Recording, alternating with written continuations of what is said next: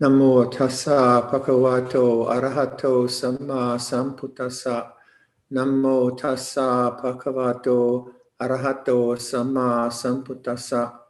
Namo tassa bhagavato arahato samma sambuddhassa. Buddhang dhammang sanghang namasami.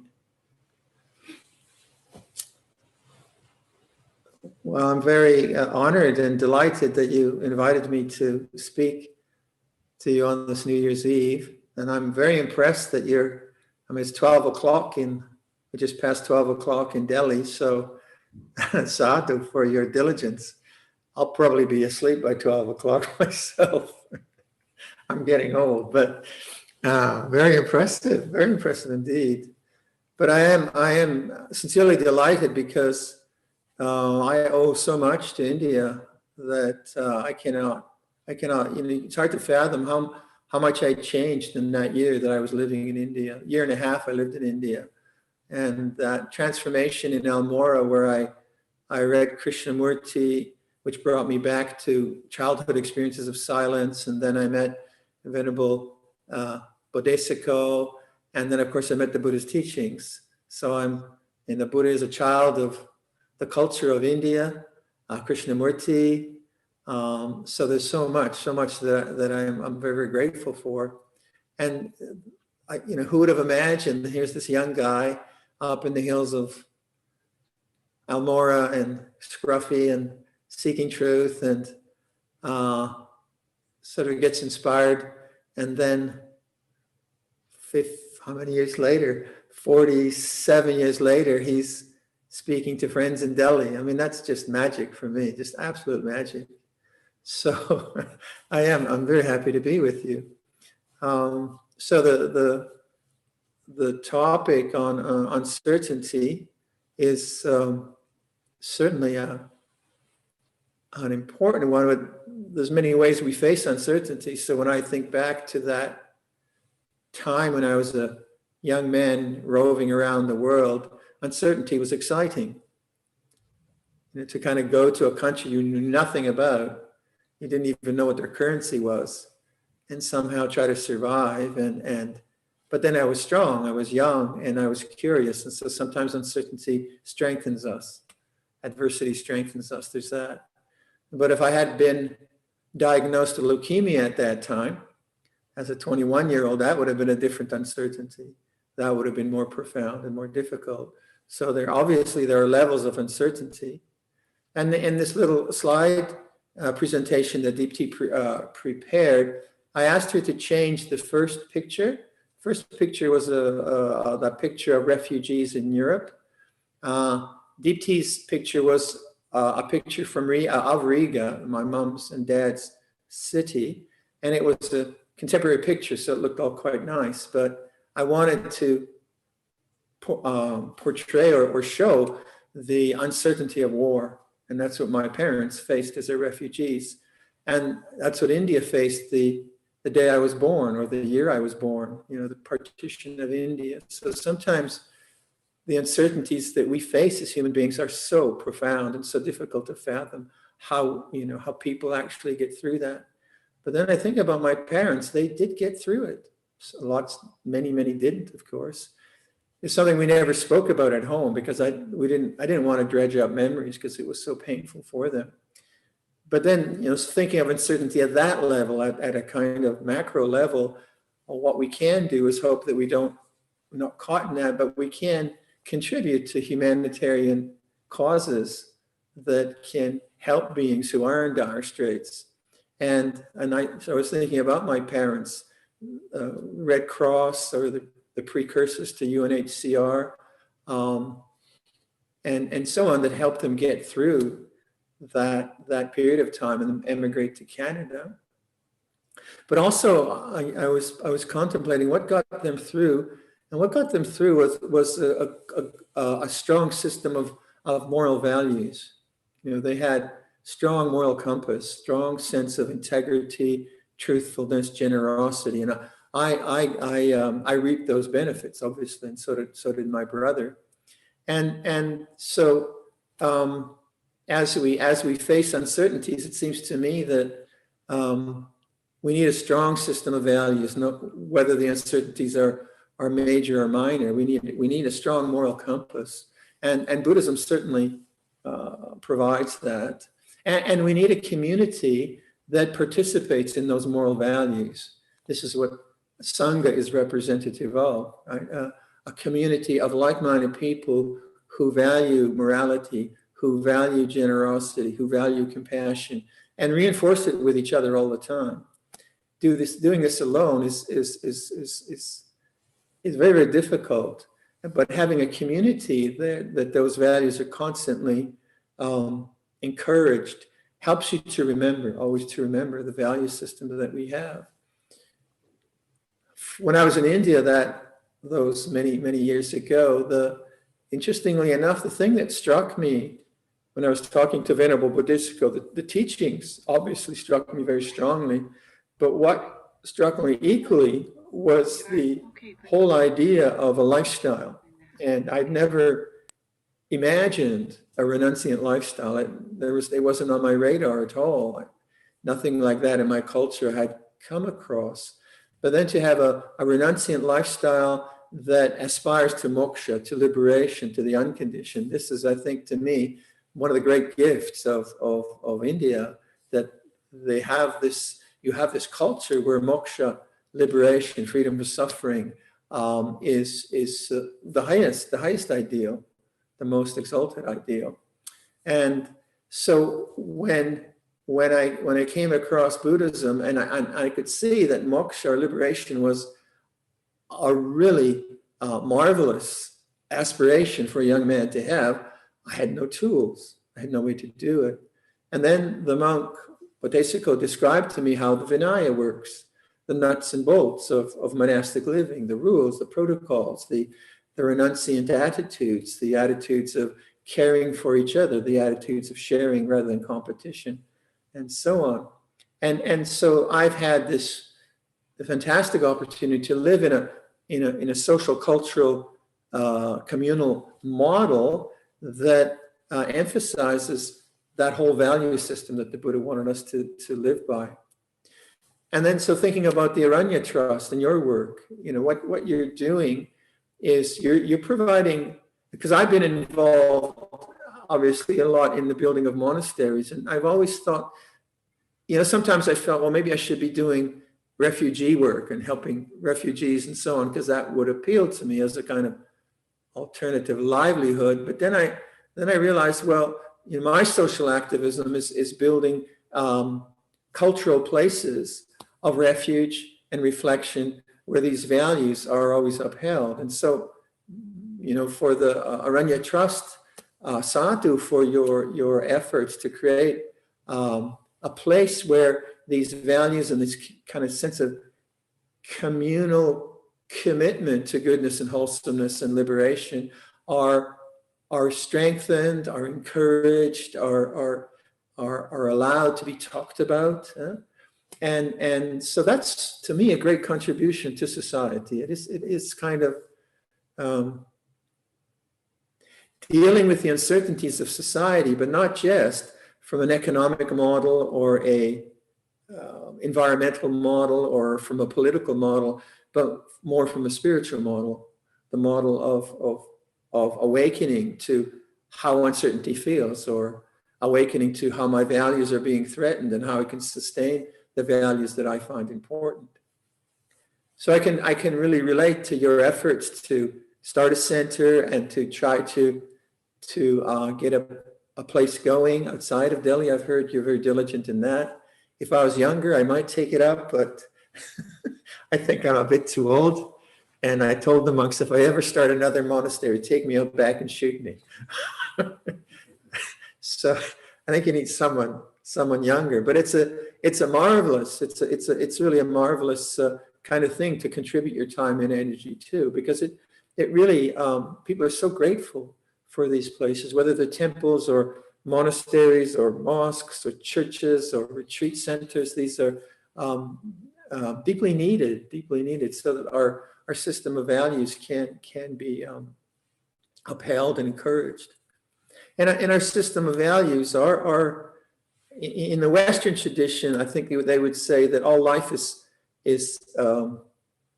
sanctified, the sanctity of life. That would be the Western tradition. In the Buddhist tradition, I would say the way we hold the values that are important are through the Brahma Viharas, through the ideas of compassion, kindness, equanimity, and joy. And that value system underpins morality, underpins dana, underpins the whole way we relate to each other. Because that value system is basically saying that just as I feel pain, you feel pain. So I will not inflict pain on you.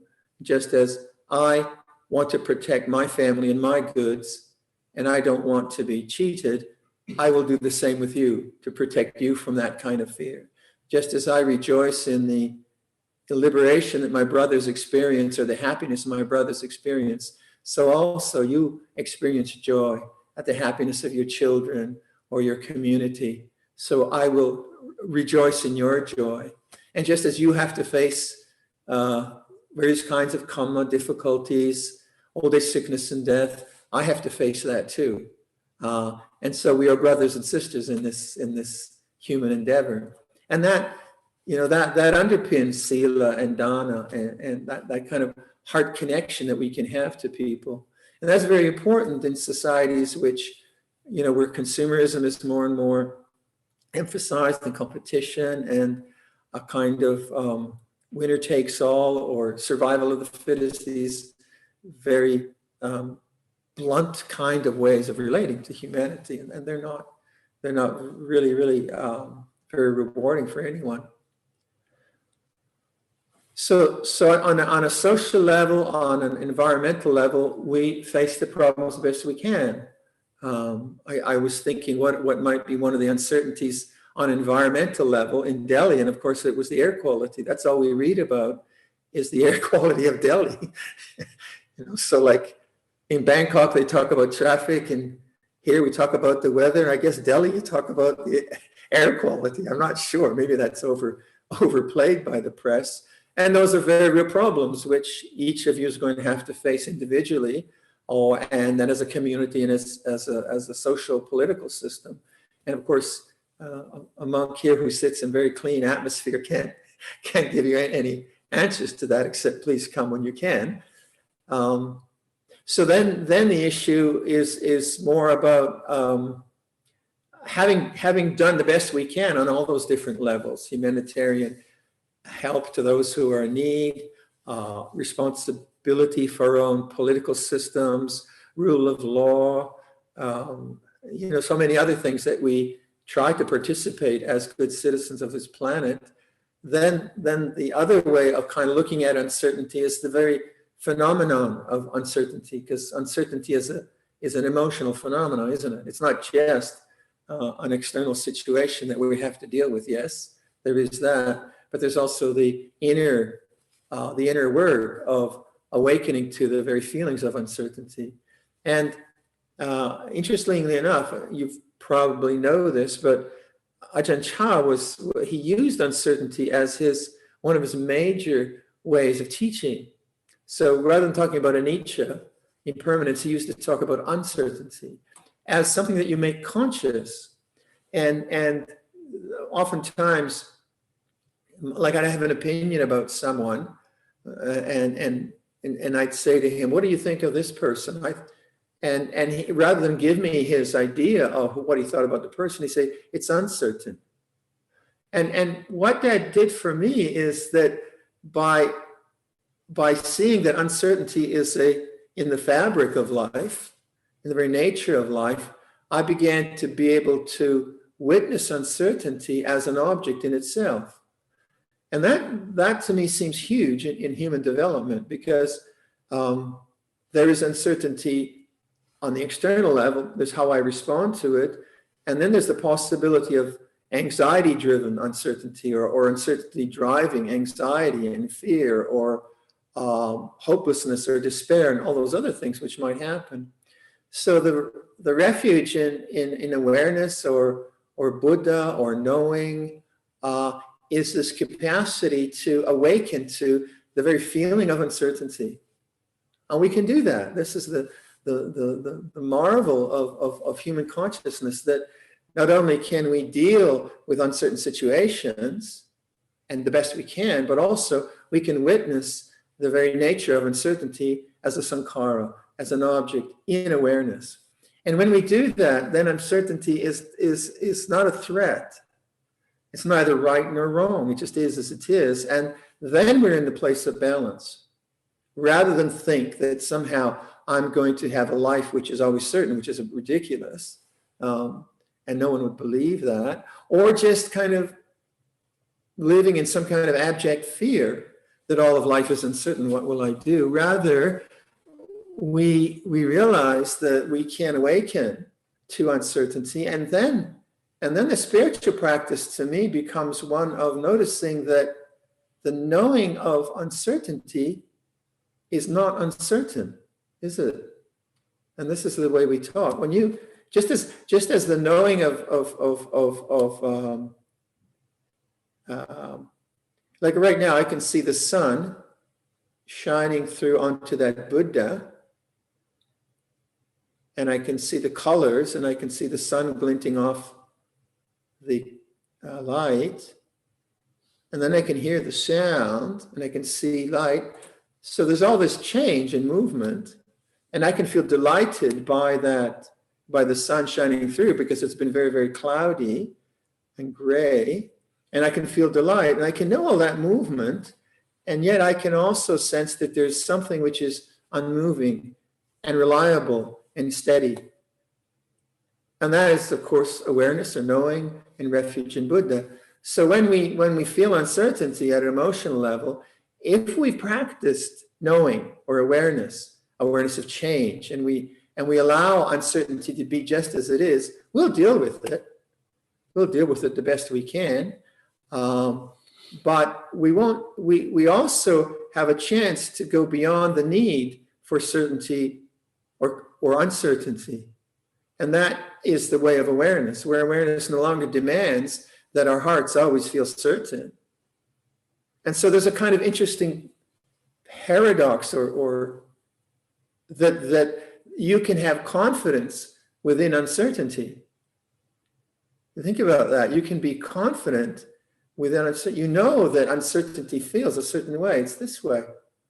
And then if your mind starts to expand on that with lots of papancha, ego thinking, me and my thinking, you can witness that.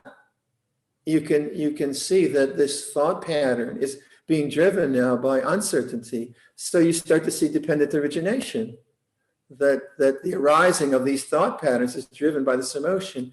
And all the time, as you're abiding in this kind of witnessing awareness consciousness, you know what it is, you intuit more and more that you'll get through it. You have gotten through whatever you've gotten through, and you believe it less and less. You don't believe in the uncertainty as a kind of permanent state. You believe more, or are confident more, that which has a nature to arise has a nature to cease. So even uncertainty is uncertain. If you see what I mean. It has no fixed quantity. It comes and it goes according to causes and conditions. And the more one abides as awareness and lives in that space and still participates in life and all its uncertainties, the more one no longer needs to feel certain. This comes up a lot in terms of intellectual contemplation of Dharma, where it's a lot of, because Theravada is very, very intellectual, has a lot of analysis, has a lot of text which analyze text, which analyze text, which analyze text, sub-commentaries, commentaries. So there's a lot of thought that has been constructed around the Buddhist teaching, not just the Pali Canon, but the commentaries and sub-commentaries and so on. And one of the problems I think that exists in Theravada is it becomes so overly intellectualized, so minutely parsed in all its words and comments and so on, that people fall into doubt. This is one of the ways to, if you want to create uncertainty, just think a lot. That will create quite a lot of uncertainty. So then the approach to uncertainty could be, well, what should I do? And what am I going to do? And then I'll do this, and then I'll do that. And that, of course, is being fed by uncertainty itself. Whereas the refuge in awareness, where when we do simple things like Lompo Sameto's suggestion of, it's like this. I keep repeating this, but this is such a profound attitude to all the states of mind, that uncertainty feels like this, because that's the truth. That's the Dharma. The Dharma isn't an analysis of uncertainty afterwards, that's thought. But uncertainty has no, you don't have to describe it, do you? You can describe it. You can say, I'm certain about this, about that. But just to get to know uncertainty as an emotional construct, and then an emotional habit afterwards, is terribly important because of anicca. It's always uncertain. It's always changing. So the Buddha's genius, or Ajahn Chah's genius, is rather than try to find security in the known, he set up a system of values where you do your best within the unknown. You live morally, you have your system of values, you practice meditation and renunciation and so on. So you do the best you can and adapt to the uncertainties of life. But then you find certainty in knowing uncertainty as an object. You see what I mean? And then it's not a threat. It's not a threat. It's certainly uncertain. But if one is dependent on conclusions, and especially in thought, and always running with thought when any uncertainties come, you need to do that, sure. If you have a business in this pandemic atmosphere, it's horrible to have a business which is being like restaurants or places like that. We have a friend here in the hospitality industry who says to me, he'll be the last guy to get a job because hospitality is totally closed down. So there are very serious situations people are facing, undoubtedly, and you have to think them through. But to see the difference between constructive thought, constructive planning, and then the difference then thought which is driven by anxiety of uncertainty, that's different. And of course, to me, the test of that is always the I making, my making, the ego thought, the self thought. So in my own practice, I think anyone's practice, when the sense of I is really, really loud and strong, one has to go back to, well, what is it? What is the original source of that? And so then uncertainty and anxiety become objects of awareness. So once you do that, once you start to see the difference between the narratives of uncertainty, the need for planning around issues of uncertainty, knowing when that's necessary, but also seeing the difference between the feeling of uncertainty and the storylines of uncertainty, then you start to be mindful of uncertainty. You begin to awaken to uncertainty as an object. When you do that, then the karmic habits of the way you respond to uncertainty, the way you think, or the distract, or whatever you do around the uprising of uncertainty, those habits are now being challenged through awareness. You no longer create a self around it, and you begin to witness uncertainty as an object. And as you witness it as an object in awareness, you also see it has a strong physical component. You see it affects your breathing, you get uptight in the chest. If it's really, really bad, you get sweaty and fearful and, all kinds of degrees of it. And as you start to touch into the physicality of uncertainty and anxiety, you begin to liberate a lot of the habits that come up around that. And as you liberate the habits of that, the power of uncertainty as an object to overwhelm you lessens. It just lessens. And then the weightiness of that and the heaviness of that are addressed, and they begin to make the heart lighter. And then the subtleties of the spiritual life can be inquired into, can be contemplated, because the heaviness of that resultant karma isn't overwhelming or affecting you. But having said that, having that kind of training, and that's the basic training we're always doing in the third foundation of mindfulness of the moods of the mind. That's a kind of training we're always doing. Then, if there is some really difficult situation, like my parents in the Second World War, then you have a refuge. So that's why it's very important to practice when life is not too extreme all the time, because then you build up the refuge of awareness and knowing and change and all this lovely language we use, so that if extremes come for yourself or others, for your family members, if they come, you've got the equipment and the centeredness and the way of speaking and understanding, which can be with uncertainty, which can be with that. I just got a lovely email from a friend who works for the NHS in London as a doctor. She's a physician, and she was saying how her peers, her co-workers, some of them are really falling apart with the extreme pressures they're now experiencing in the National Health Service. And she's so happy she has refuge. She goes home, she sits down, and she feels the horror of the day or the difficulties of the day as objects, and she releases them. And so she's able to function it's difficult, obviously, it's very, very difficult, but she's got the equipment. And she has a set of values. She has a set of moral values, and she has kalyanamitta. She has spiritual friends who, her mother is into practice, her sister's into practice, and she goes to Amaravati and other monasteries. And so she has a whole framework of associations and people and friends. She has a sangha, as it were. She has her own practice. She has all the equipment to deal with this now. So in terms of trying to solve the problems of 2021, like who knows, right? We just don't know. It's easy for me to talk. I'm in a monastery, and actually we enjoy lockdowns. We call them retreats. So I feel kind of embarrassed talking about this because our life is so sublime and meditative. And as I've been joking, the monks have been self-isolating for 2,600 years, so we're kind of pretty good at it. But what is sad about all this is that our friends can't come. A few do come, but mostly they can't come and take refuge and be with us and be reminded of these values. So we do have these sort of Zoom sessions, which is very, very good. So I would I'd kind of look at, like, in your own life, first of all, like, I think if you participate in humanitarian ways in the uncertainties of others, I think that creates, for one, a sense of that there is goodness in this world.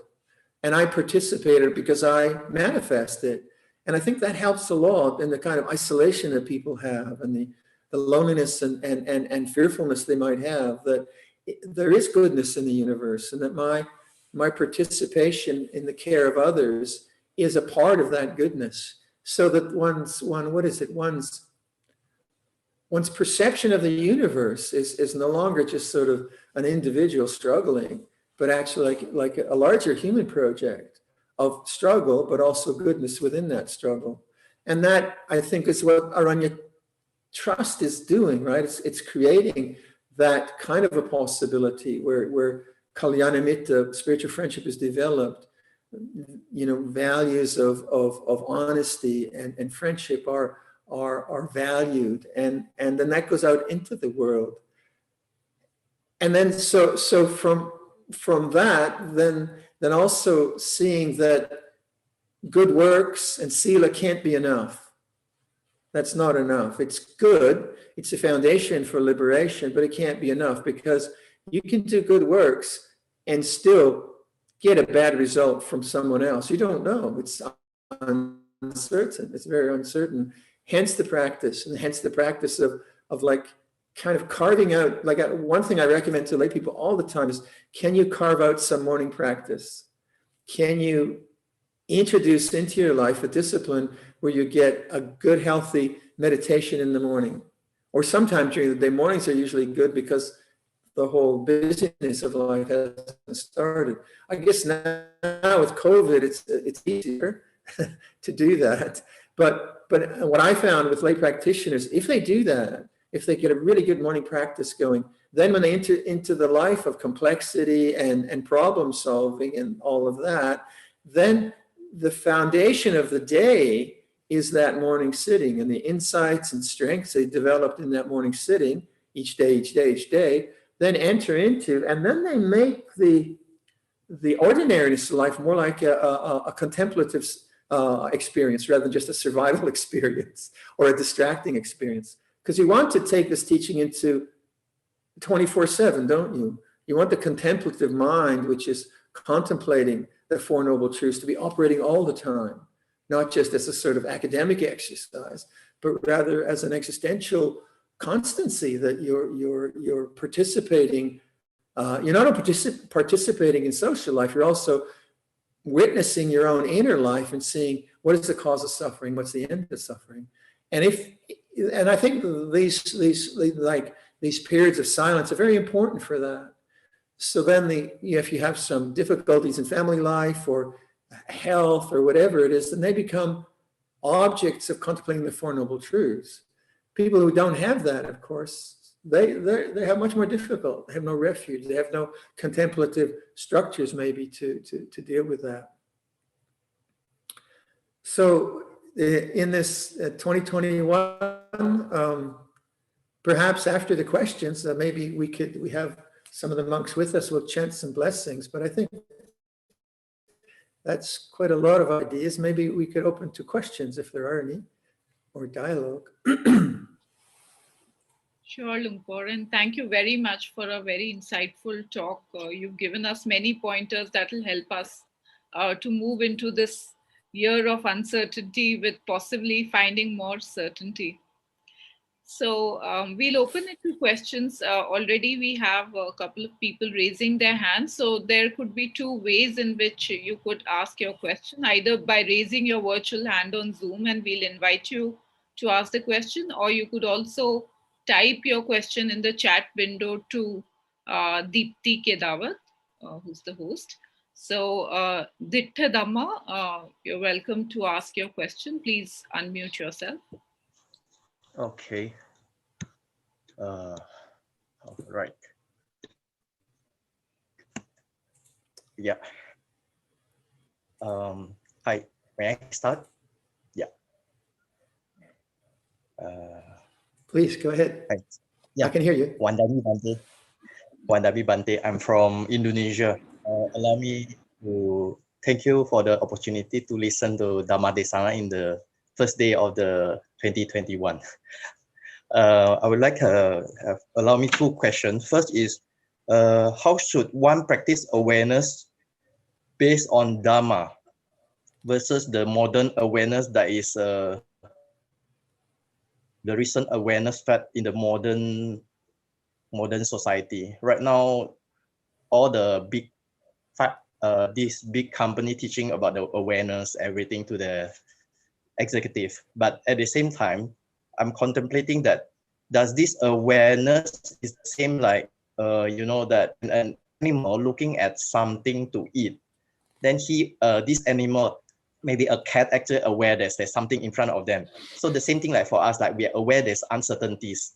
So how different is this awareness based on the wisdom by the Lord, teaching by the Lord Buddha, so we can differentiate this? Because sometimes during the daily practice, we just simply aware. After that, what should we do? Could you kindly explain it further on this point? Okay. Second question is, based on these uncertainties, may I can, or one by one? That sounds good. I'll do the one first.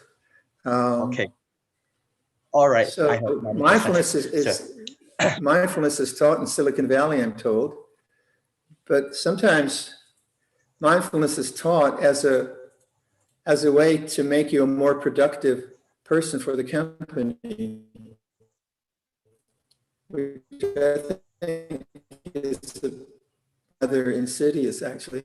Out, and then they offer you a 10-day meditation course, and they're not taking responsibility for burning out the workers. I would say that's a misuse of mindfulness practice.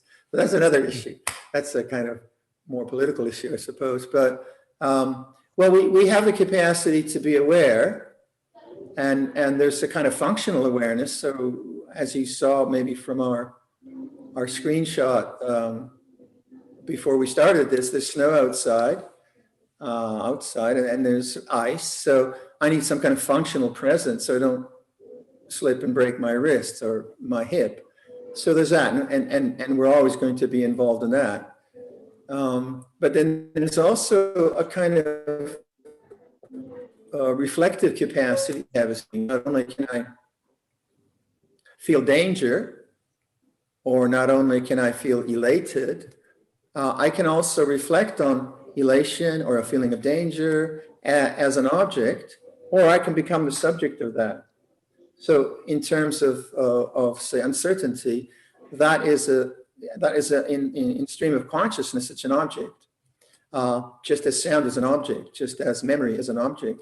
And when we contemplate the Buddha Dhamma, we use a different kind of language than social language. We use a language of what you might call phenomenology, where we're observing the phenomena of stream of experience, the phenomena of emotional change, the phenomena of thought, the phenomena of physicality as an object, rather than just being the subject. So in Buddhism, we have two modes of talking about the teaching. One is the mode of social engagement, the mode of what we call worldly dhammas, where we define ourselves as, like, I am Viradhammo, and I'm 74 years old. How old am I? And I live in Canada and have a passport, and I have responsibilities, and I like coffee, and so on and so forth. So that's defined in the usual way. And that's the realm where we use the teachings on dana and sila. So I have moral responsibility. I have responsibility as a monk. I have to live by Vinaya.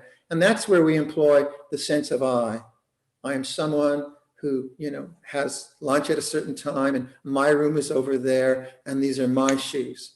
And that's a very valid way to use the sense of I. And so that we call the realm of responsibility and morality and participation in the world. And then the other way we talk about it, these two ways are important, is the way of phenomenology, where we now notice that the stream of conscious events that we have, the feelings, the memories, the emotions, the sights, the sounds, the tastes, and all that, is a movement that can be known. It's a movement that can be known. It can be observed, right? And so the first part is what for a monk is called Vinaya. Vinaya is the way of life that I should live by. And then the second part is the Dhamma. That's the observation of phenomena of existence in a way that leads to freedom. And what we're doing there is we're developing a contemplative attitude to the movement of the stream of consciousness. And that contemplative attitude is based on the Four Noble Truths. And the Four Noble Truths are pointing to some kind of misunderstanding we have about human existence, that we have personally, right? So it's a personal kind of contemplation. It's not an abstract, it's a personal contemplation. So that when we feel any mode of discontent, any mode of stress, any mode of whatever, the Buddhist teachings, contemplative teachers says, where's that coming from? How does that arise? What's the cause? And then the investigation, what's the cause, is an internal investigation rather than a blaming. The external, yeah, we have to do that. Like if the cause of my suffering, I'm outside and it's minus 10 degrees and I haven't got a coat on, I'm freezing, sure, I need to get a coat on, obviously. But what we're talking about here is just the human capacity to not understand life, not understand Dharma, and then respond, react to it in ways which cause us suffering and others suffering. So we pick up the theme of dukkha, discontent, any kind of discontent, any kind of boredom, stress, whatever it might be. We pick that up as an object. We contemplate that as an object. And that is difficult to do because usually we become the subject of our discontent. We blame ourselves, we blame others, or we watch movies all night or eat too much pizza or whatever people do to distract their suffering. So that is a big step in human awareness. Animal life is, we are animals, we have an animal body in that sense, but I don't see the deer and the squirrels, they don't seem to me too contemplative. It's like the big deer kicks the small deer to get at the feed, right? They're just doing their thing. But we have a capacity to have animal instincts, biological urges, but we also have this capacity to be aware of those as objects rather than just be the victim or just be subject to the driven nature of those things. So that contemplative side is something that when we talk about sati sampajanya, mindfulness and clear comprehension, that contemplative side is what the teaching is asking us to pick up. And so then it's not just awareness of uncertainty, is why does uncertainty cause me suffering? If it does cause me suffering, what is it? What is it about uncertainty that drives me into anxiety? Why does my mind do that? And that observation and questioning then leads me to the second and third noble truths, is that the cause of my anxiety is that I want something. And that wanting is, I want certainty. And then as I see the wanting, and that's the contemplative piece, which is very important. I say there is uncertainty. Yeah, I don't know what's going to happen tomorrow. And I want certainty. I see the problem isn't uncertainty, it's the wanting. And as I see it's the wanting, that's the problem. And I say, oh, that wanting feels this way, then wanting becomes an object, rather than me being the thinking subject of wanting. And as I see wanting as an object, it no longer dominates me, because it's seen now in the space of awareness. Cease. And in the cessation of wanting, I begin to say, well, that's what the Buddhist peace is about. It's not about a world which is always secure. It's about a place in the heart which can know wanting and let go of wanting. Not reject it, because wanting is natural. Not reject it, but know it as a condition, as a phenomenon in nature. And then as we do that, then we see that a lot of our wanting is drives a sense of ego, pride, and competition, and jealousy, and resentment, and remorse. And we see, oh, okay, there's this whole structure of a personality driven by memory, driven by childhood experiences, driven by all manner of things. And we begin to see how difficult it is not to buy into all that. We see how difficult it is just to see these emotions and things as they are. And so you enter into a kind of understanding of what I would consider to be purification, where you begin to see that even though you understand the teaching, even though you get a sense of it, the forces of greed, hatred, and delusion, the forces of resentments, the forces of self-doubt, and all these things powerfully come into your mind and want to dominate and want to drive your thinking. And you say, no, I'm taking refuge in awareness. I'm going to trust in awareness. Self-doubt feels this way. Resentment of others feels this way. Lust feels this way. Restlessness feels this way. And you're constantly coming to the trust and awareness. And as you trust in awareness, the vipaka kamma of your societal habits, of your gender habits, of your family conditioning, all these different things which drive personality, they're no longer believed in. They're there, and that's the difficult. They're there as seeming realities, but now you're no longer taking refuge in them. You're taking refuge in awareness of change. And then the heaviness of personality view, we call that. The heaviness of that begins to fall away. And that's a lot of work. That's a lot of difficult work. So in Buddhism, we're not trying to create a better personality. You're not trying to become a perfect Buddhist, because you'll fail. But rather, we see that the personality itself is a construct driven by memory, driven by habit, driven by all manner of things, and it can be known. So awareness isn't a personality trait. Awareness knows personality traits. And as we do this work, then it becomes obvious that the connection to others, the beauty of the connection to others, comes when that ego sense falls away. And there's a natural opening of the heart to compassion, to kindness, to generosity, because what else is there to do? It comes very, very naturally. But we're not trying to become that, and we can encourage that by doing practices, but we are just realizing that's the natural result of letting go of ego and personality view. We can encourage it, we can think that way, but it's a beautiful consequence of this way of not identifying with the histories that we have. And so we might not necessarily become better workers in IBM through this, make better Pepsi Cola cans, which might be very disappointing to the managers of the company, but that's not the point of Buddhism. The point of Buddhism isn't to make you a more efficient whatever, right? And it's to reach this liberation of the heart. So sometimes, like situations, economic situations are so stressful, there's no way you can be mindful. They're just overwhelming. They're very overwhelming. And then society has to address that. So if society says, well, you're a problem in the company, go do a 10-day retreat, maybe 100 people say, well, maybe the company's the problem. Maybe we're working too much. Maybe we should get a bigger wage. So those are other issues. That obviously I can't address. So the idea of awareness is that it has inherent in it, in a Buddhist sense, Four Noble Truths: contemplation, reflection, not just abject, just kind of some kind of presence like bird watching or something like that. It's much more than that. Another question, DT? Yes, Lumpur. I'm calling out a question from Mike from Toronto. He wants to ask that how does the consciousness or awareness you are describing relate to the consciousness of or awareness as one of the 5 khandhas? The sense consciousness. Yeah, that's a very common question now.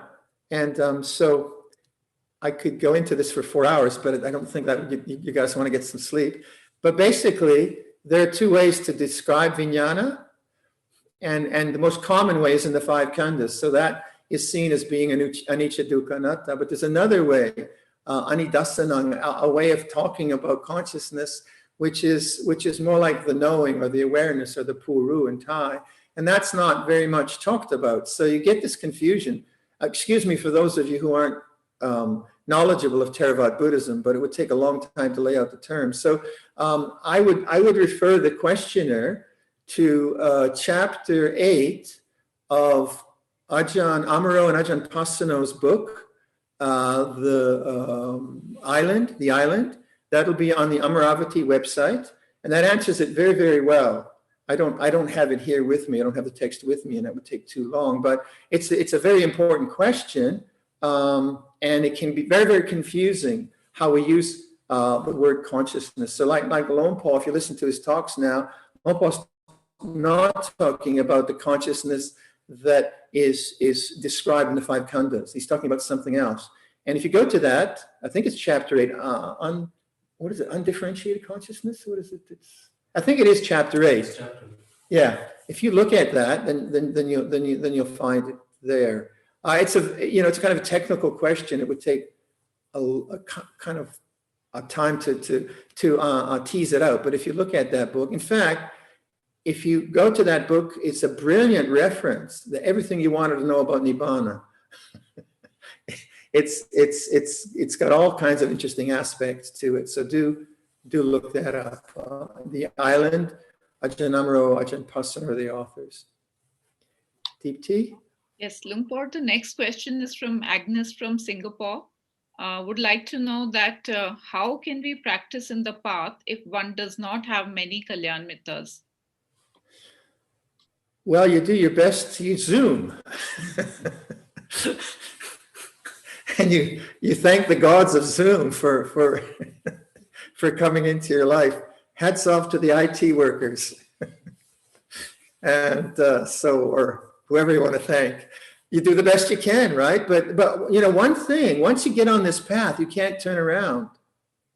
Unfortunately, there were times when I was in the monastery, it was so hot and the mosquitoes, and I was bored, and my meditation was just pathetic. That wasn't on, those pictures weren't on the video slides. It's just a complete mess. And I would just think, I just want to go to a pub, drink beer, and eat salted peanuts. That's all I want. I just wanted to get away and distract. No more meditation, no more Pali, no more chanting. And then I thought, I can't do it. I can't turn around. Once you started, you can't turn around, right? So one of the iconographic things you see in monastery bells is you see a naga, right, as one of the holders of the bell. You see 4 nagas on the top. And the idea that the sound of the bell is the sound of Dharma. And once you hear the Dharma, right, it's like the naga, it's going to hold on to you until you get enlightened. You have no choice. And in a sense, we are made for enlightenment. It's true, because once we're on this path and we're contemplating, we won't settle for anything less because we'll be looking at dukkha. It's very hard once you really get into Dharma to distract. You can do it for a little bit, but there's something deeper, that deeper yearning, and that's a good thing. It's not always comfortable, that yearning for truth. It's not always comfortable, but it is significant. And that, just thinking about value and direction, when I was looking at that slideshow, I was so happy there were no pictures of me depressed or yelling at a junior monk or all the things which I don't want in my biography, right? I was so happy that wasn't there, but we all have that life, don't we? We all have that life. But what makes a life, when you look at the trajectory of a life, you see that the trajectory was good. Yeah, there was some cul-de-sacs into sort of, we shouldn't have done that, but they weren't very, very bad. And the trajectory is in a certain direction. And I think that's the sort of deeper sense of value and the aspiration that this teaching gives us, that the values of our moral life, yeah, but that kind of deeper aspiration. What did the Buddha realize? Because to me, I always go back to that story of the Buddha's own questioning. And his questioning was, interesting for me, because that's what I was at as a young guy in India, this kind of deep questioning. And the Buddhist questioning, to me, it was interesting because when I thought about that, it was like he saw a certainty. He saw the certainty of old age, sickness, and death. And then he took that certainty, and because of Indian culture and Indian society and Indian philosophy, he was informed or saw or something in his culture said there is the liberation from old age, sickness, and death, which is a wonderful gift that culture gave. And then that was his search, right? So it was, to me, it's a marvelous story of seeing something and then not letting go until the solution is realized. He would not let go. He would just, and he made a lot of mistakes. Lara Kalama, Uddaka Ramaputta, these great teachers at that time, ascetic practices, and he just kept going and going and going. And then we have the enlightenment, and we have the teaching from that. And to me, that is the arrow or the direction of our life, isn't it? Certainly as a monk, obviously, that's my sort of raison d'etre. That's why I ordained. But I don't think you can pick up this teaching and not be very engaged with that idea. Conventionally, sometimes, enlightenment say, well, that's too far away, and I'll just try to be a good person. But that's just a kind of conventional bias. I don't think that's true. If we're really hungry for this understanding, I think we all have that potential, and that's the direction. That's the direction, and that direction takes us to suffering and the end of suffering. That kind of constant questioning. So, in terms of Kalyanamitta, do the best you can, but we do have a lot of resources now. We're very, very lucky that way. But there is, I agree. I mean, that's why I became a monk. One of the reasons I wanted spiritual companions and spiritual friendships, and I'm grateful for that. But in some sense, you have no choice. You just have to do the work where you can. Okay. Deepti, any more? Yes. I would like to invite Tilaka, who wants to ask a question. Tilaka, would you please unmute yourself?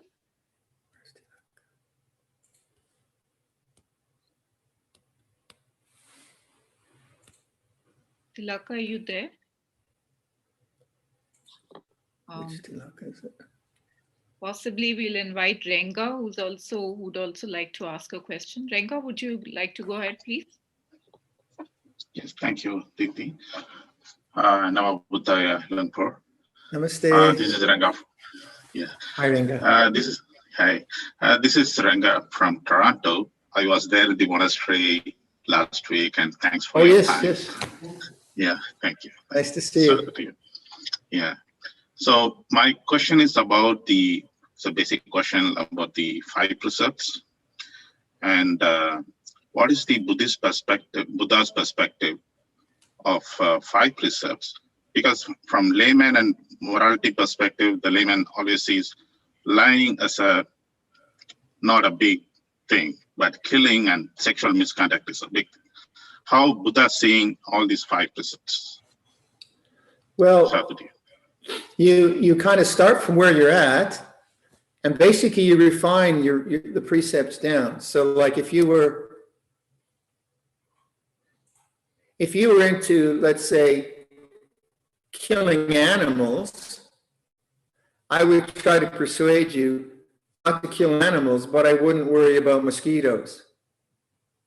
Then when I persuaded you not to kill mammals, I'd say, hey, how about mosquitoes?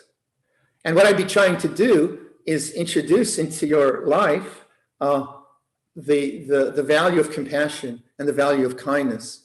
In the same way, if a person were into speaking untruths, say, then I would try to just sort of explore with them in a maybe indirect way, where does that become problematic, and maybe their lack of truthfulness is malevolent rather than just frivolous. So then I try to get them away from that malevolence or manipulativeness or whatever, deceit that they were going into. I said, do you see what that does to your mind? Does that create confidence? Aren't you worried that other people will know that you lied? Doesn't that create fear? Does that create a good result or a bad result? So then I dialogue with them and try to get them to see that the result of deceit wasn't a happy state of mind, was an unhappy state of mind, didn't lead to self-respect. And then, of course, I would say, well, how can you refine that? And so then the precept would be one of developing awareness around speech, awareness around communication, and to see what's the motivation for the way I speak. So it wouldn't be just a kind of an absolute rule, thou must not lie.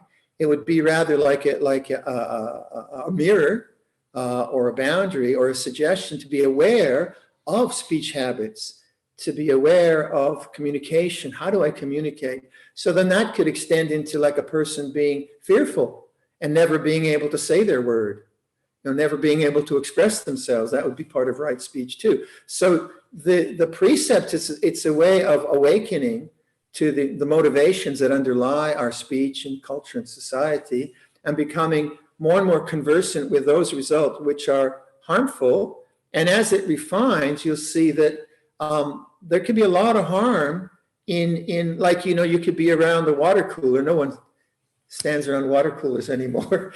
Anyway, you could be talking about someone and rubbishing them in an unkind way and think it was ordinary, and not be aware that the result in your mind was actually not nice, alienating, not loving. And then, I want to work with that. I want to work with that speech pattern. Why do I need to make fun of other people? And I say, oh, it's because it makes me look good, or, whatever it might be. I'm not going to do that. And I'm going to practice restraint. So it's a training. These rules are trainings rather than moral absolutes. And they're brilliant. They're really, really brilliant. And you start where you are, So if you have someone in the family who is deceitful, okay, you've got to be careful with them, with their deceit. And then like you have to be streetwise, right? If they're deceitful, like don't trust them when you sign the contract or whatever. But also, how can, if they're like someone in your circle of associates or friends, how can you talk about that? And how can you move to something which is more truthful? Is there fear or whatever it is? And right speech is very difficult. It's very, very difficult. And it's a kind of it's probably a lifetime project, isn't it? That we're always sort of trying to get better at it, and then we fail and all the rest of it. I think the most important thing that it's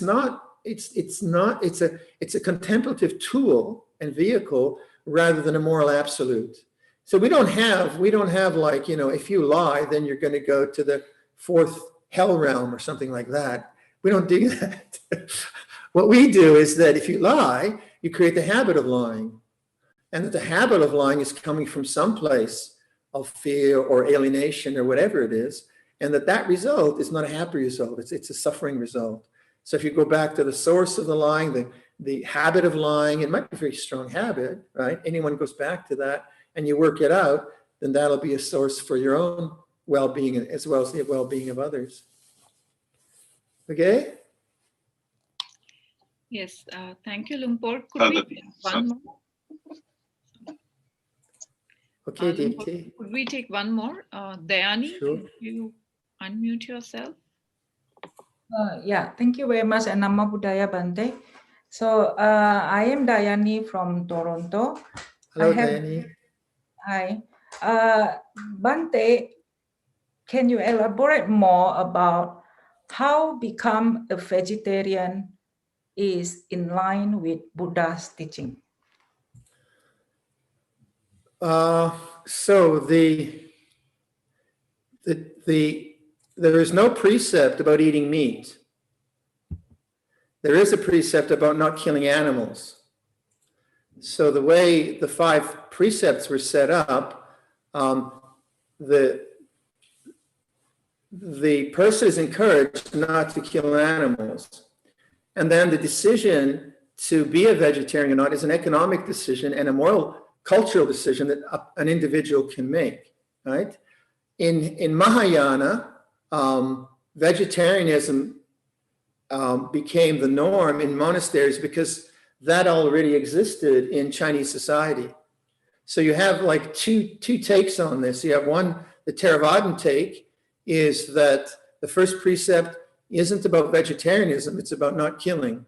So then the argument that people have is, well, yeah, but if you're buying chickens, you're involved in the industrial production of chickens. So each of us then has to make our own decision on that. But it wouldn't be against that precept. What that would be doing, it would be challenging your greed for chicken, right? There's a difference between the greed I have for chicken and renouncing the greed for chicken as opposed to killing a chicken. It's a different mind state. Economically, that's a different argument. Like if no one ate meat, then the meat industry would fall apart or something. So that's a kind of bigger argument. So in monastic life, the way it worked out in Theravada Buddhism, not in Mahayana Buddhism, in Theravada Buddhism, it worked out that because the monks were alms mendicants and they're not allowed to ask for any kind of special food, they receive what is offered, then people who were, whatever diet the people had, they could offer it to it. But if the monks knew that an animal had been killed just for them, then they couldn't have that. So what happened at Wat Nana Chat, the international monastery in Thailand, we started a monastery near a village, and the village was their agriculture was really basic, rice farmers, and they still had some appetite for insects and things like that. So it was a very, very basic diet. Meat was very, very important there. But we realized, because they were the supporting village for the monastery, that they would be killing chickens for us. And we didn't want them to do that. So we forbade them to offer us any meat, because we knew that the meat would be killed, the animals would be killed for us. And we brought in vegetarian cooks to teach them vegetarian cooking, because they didn't have dolls or pulses or anything like that. They didn't have that culture in their diet. But then if someone came from Bangkok and went to the market and they bought something, chicken curry, then we would accept it. So we, as monks, we tried to find a way to receive the alms that are offered with gratitude, and yet live by those principles and rules. So those are the principles and rules that we live by. And so each layperson then has to decide how they're going to handle that one. It's not like I don't put out encyclicals telling you what to do. right? This is what you can do or can't do. It's more like the Buddha makes these recommendations. And why? Because living a moral life is very good. And then each of you have your own kind of moral dilemmas that you come up to. And I can't solve those for you. You have to solve your own moral dilemmas. And if that's a moral dilemma, then you have to act on it. You have to deal with that. So one of the funniest stories I had of kind of a moral dilemma and a person asking me to make this, the statement of how they should do it, was a woman who was growing roses in Ottawa. And I always tell this story. I've told it a million times, but anyway, she loves roses, and she had roses. So she wrote me a very indignant letter, about the first precept of not killing. She says, well, the precept says I can't kill, but the avids are killing my roses. What should I do? And of course, I wrote back to her. I said, that's your problem. So sometimes people think the monks are going to, make all the moral decisions for others. No, we make our own moral decisions. You make your moral decisions. And we have a guideline. We have the Buddhist teachings, but it's nuanced. It's not like, it's like now, like with these issues of assisted dying and euthanasia of animals. And, there's a lot of complexity now in modern science and modern medicine. And then there's industrial farming of animals and so on. So it's complex. It's more complex probably than the Buddhist time. So each of us, you have your moral compass, but the foundation of that moral compass in Buddhism would be the Brahma Viharas, the compassion to all beings, and then the 5 precepts, kind of being more specific. All right. Lumpur, could we have one last question? I think Agnes Please. is very keen to ask a question. And you're not falling asleep there in Delhi, are you? Doesn't look like. Okay, let's have another one. Good morning, Ajahn. Thank you for Good morning. answering my question. Earlier on Kalayamita, it does take some courage to speak to so many people. So thank you for giving me the chance to ask the last question. I would like to find out more about how can one guide oneself towards the right meditation. For instance, to wake up at the same time each day to do the sitting, because my morning sitting hasn't been practicing at the same timing, but I managed to do the sitting each morning. But the timing, it has been a concern for me. I'm trying to sit for 30 minutes, but I think it's getting quite distracted. So I can only sit for 20 minutes. So is this a path that I'm deteriorating from the sitting, or how should I practice sitting? Well, 20 minutes is great. Okay. So compliment yourself on the 20 minutes, right? Give yourself a little check. Oh, good one. So, and then kind of make that strong. Make that 20 minutes quite strong in your life. So it's something significant that you want to turn to. It's not just something that you have to do on your to-do list. It becomes something quite, I wouldn't want to start the day without some sitting. The sitting is really, really helpful. So then that habit becomes more than just part of a shopping list. I have to clean the kitchen, and then I have to feed the cat, and then I have to meditate. It's more than that. So it becomes actually very, very significant in your life. And as it becomes more significant in your life, then it's easier to extend that practice because there's profit in it. It's good or whatever. Retreats are very good. If you have a chance, once we get the vaccine, to go on a retreat, that's very, very helpful because that kind of puts you in the mode, and you have a Kalyanamita all around you, and you get a kind of momentum in the practice. Another good way is actually to do guided meditations, to pick up something from the internet, a guided meditation, and let that be your encouraging voice.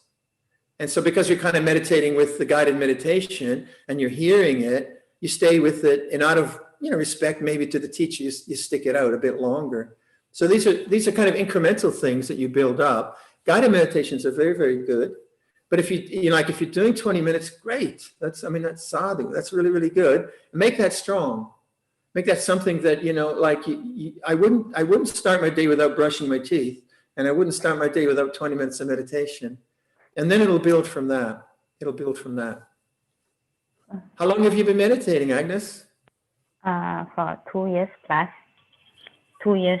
But it's not an easy process.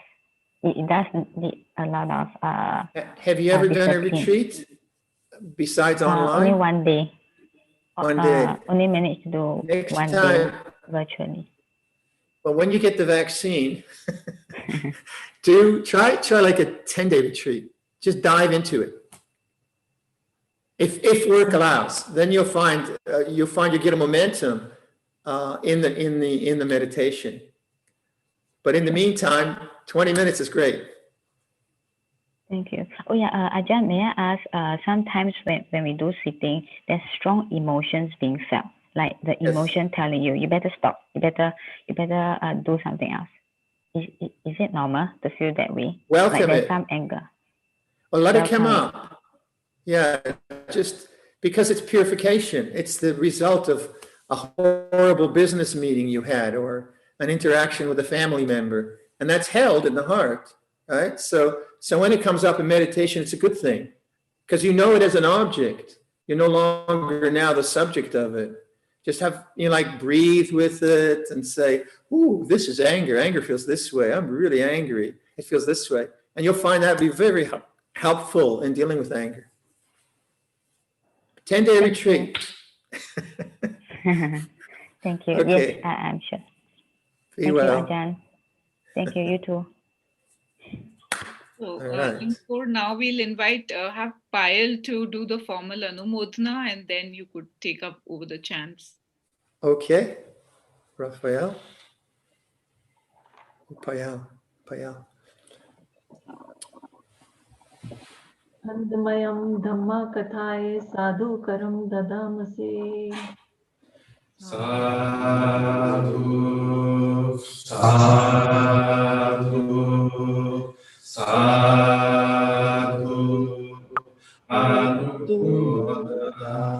Anumodha. Wonderful. Could we in turn offer our blessings for the new year? So we'll chant the Samba Buddha. Shall we do that? Everyone knows that? Yeah. So these chants are from the Pali, as you know, and they are wishing you every goodness for this year and for many years to come. So please just listen and we'll see how we go. Namo tassa bhagavato arahato sambuddhassa. Namo tassa bhagavato arahato samma sambuddhassa. Namo tassa bhagavato arahato samma sambuddhassa. Buddhaṃ saranang gacchāmi, Dhammāṃ saranang gacchāmi, Sanghāṃ saranang gacchāmi, Dutiyampi Buddhaṃ saranang gacchāmi, Dutiyampi Dhammāṃ saranang gacchāmi, Dutiyampi Sanghāṃ saranang gacchāmi, Tatiyampi Buddhaṃ saranang gacchāmi, Tatiyampi Dhammāṃ saranang gacchāmi. จฉามิตติยามปิสังฆังสารนังกัจฉามิติปิโสภะคะวะอะระหังสัมมาสัมพุทโธวิจาจารณสัมปันโนสุขโตโลกวิทูอนุตตรปุริสธัมมัสสารติสัตตาเทวมนุสสานังพุทโธภควาติสวากาโตภควตาธัมโมสันติติโกอาคาลิโกเอหิปัสสิโกโอปนัยโกปัจจัตตังเวทิตาโพวิญโยหิติสุปฏิปันโนภะคะวะโตสาวกสังโฆอุจุปฏิปันโนภะคะวะโตสาวกสังโฆญาณปฏิปันโนภะคะวะโต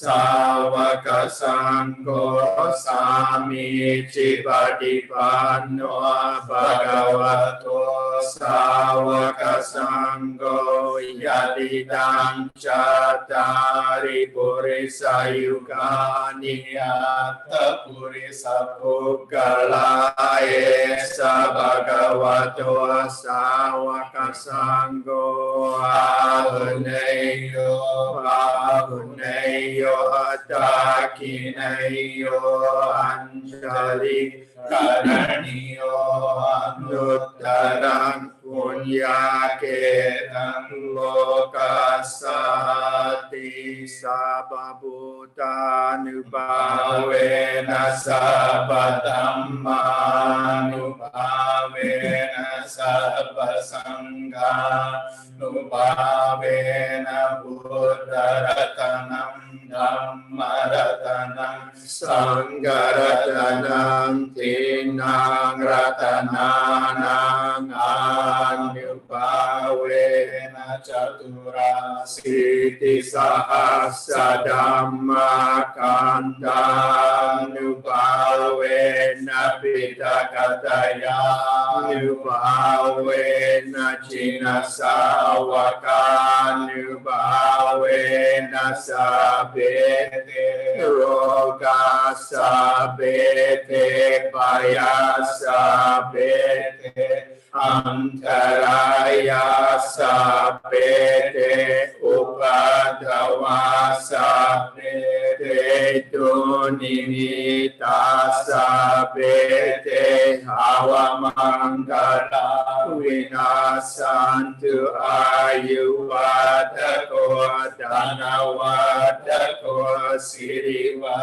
ฏโกยัสสวัฏโกพลวัฏโกวันนวัฏโกสุขวัฏโกโหตุสัพพตาทุกขโรกปายาเวราโสกาสัตตุจุปัตตวาอเนกาอันตรายาปิวินาสันตุจเตจะสาจายสิทธิดานังลาภังโสติภายังสุขังพลังสิริอายุจวันโนจะโภกังวติชยสวะสัตวาสัจอายุจชีวสิทธิภวันตุเตภวตุสัพพมังคลังราคันตุสัพพเทวตาสัพพพุทธานุภาเวนัสสะดาสติภวันตุเต Bhavatu sabba mangalang rakhantu sabba devata sabba dhamman yubhavena sada soti bhavantu te bhavatu sabba mangalang rakhantu sabba devata sabba sankanu bhavena sada soti bhavantu te. Sadhu, sadhu, sadhu. Happy New Year. And to you, to Lumpur, and to the entire community at Tisarna. I would invite Anishi, the managing trustee, to convey our thanks on behalf of all of us. Lumpur, wishing you a very happy New Year from Delhi. And on behalf of the entire trust, thank you very much for your desana and for your blessings. We also seek your blessings in the new year and in future for a monastery in India. And we also seek your footsteps also in Delhi. Once the vaccination is out, you have promised. So My pleasure. Yes, with these few words, I end the. I wish to thank you again on behalf of all of us, Lumpur, and it was very enlightening to hear your talk. Thank you, Anish. Thank you, Ajahn. Thank you. You start a monastery in Almora. We're looking for place in a place called Adi Badri. What's the This is in altitude? Altitude is not so high, but that is all the Kuru country. It's considered the Kuru land where the Lord gave the Mahasatipatthana Sutta. Yeah. Well, may it come soon. May it come soon. The world needs it. Yes. Your blessings, Lumpur, your blessings. Okay. Thank you so much for reminding us that, in fact, all of us are refugees, and we have to take refuge in the Buddha Dhamma Sangha. That's really the only thing where we can find any certainty for the year ahead. Wishes to you for the new year and to the community at Tisarna. And thank you. We'll, Namaste. yes. Namaste. Namaste, everyone. Thank you very much. You for being there. Okay.